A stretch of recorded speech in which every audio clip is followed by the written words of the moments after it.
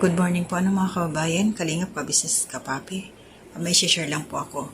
Magsilbing aral po itong nangyari sa ating isang kababayan na nangarap magnegosyo kaya lang ang kanyang naging kapartner ay hindi ginawa kung ano yung nararapat para doon sa kanilang puhunan. So ito po panoorin ninyo at maraming salamat. So ingat po tayong lahat. To God be the glory. Ka kukuha ng 100,000. Uuwi po ako ng Bicol. Pagbalik ko po, ibalik ko po sa Sino kanya. ang kukunan mo ng pera dun sa Bicol? Yung kaibigan ko po. O, ba't kailangan mo pa umuwi dun? E di tawagan mo na lang, ipa-deposito mo sa kanya dito yung pera. Tingin ko natalo ka lang talaga sa scatter. Ko rin, pakiramdam ko rin. Pasensya na, sir, ha? Magkano na scatter dito sa 100,000 piso? Konti. Magkano? 10,000. Sir, magsabi ka na ng totoo. Magkano, sir? Hindi mo masabi, malaki masyado, sir? Nasaan ba ngayon yung mga gamit? Yung mga paninda? Wala! Asan pera ko? Eh, nasan yung pera? So, pag sinamahan ka ng reporter ngayon, dun sa inyo, dun sa Rizal, wala tayong makikita ng mga gamit.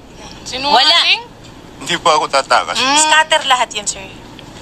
Scatter Ilang araw? Ilang araw na naubos sa scatter? Isang araw lang. Sinugal mo Isang lahat, araw? 80 mil? Kita mo? Ang kapal ng mukha mo! Grabe! Pangalan ko nakataya! Grabe, Che. Baon na ako sa utang! Ang Kaya kapal ng mukha mo! Kapal ng mukha mo! Ang kapal! Kapal ng mukha mo, Anthony! Ang kapal! Sobra! Ang kapal! Ang Diretso kapal! na natin nakasuhan. Ang kapal ng mukha mo! Tumaan sa barangay nito.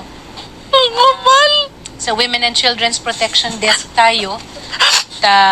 Kasi may kasamang bawsi rin ito eh. Aside from yung criminal act talaga. May gusto ka sabihin, Sir Anthony? Grabe yung utang na iniwan mo sa akin. Kapal na mukha mo. Parang 100,000 plus sa Bombay. Plus ito, may 2 buwan tayong hindi nababayaran sa upa. 35. Alam mo bang mali ang ginawa mo?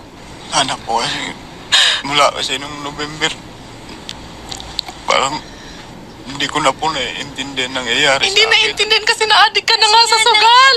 Nalulung ka sa sugal. Akala mo, mananalo ka, mababawi mo, kaya hulog ka ng hulog. Kabuhayan ang sinira mo. Tawarin mo sana ako. Magdudusa ka. Dapat sa'yo ikulong. Yung tiwala ko sa'yo, lahat ng pag-aalaga ko sa'yo, sinayang mo. Ikaw laging iniisip ko, inuuna bago yung sarili ko. Pero ganito gagawin mo sa akin, wala. Magkakaso ako sa'yo kasi yung damage na ginawa mo sa akin, alam mo yung pag nagbe-breakdown ako, di mo alam. Kanina, pag-akyat dyan, sobrang nanginginig ako. Nung umalis ka ng Lunes, nakala ko nasa tindahan ka. Alam mo ba yung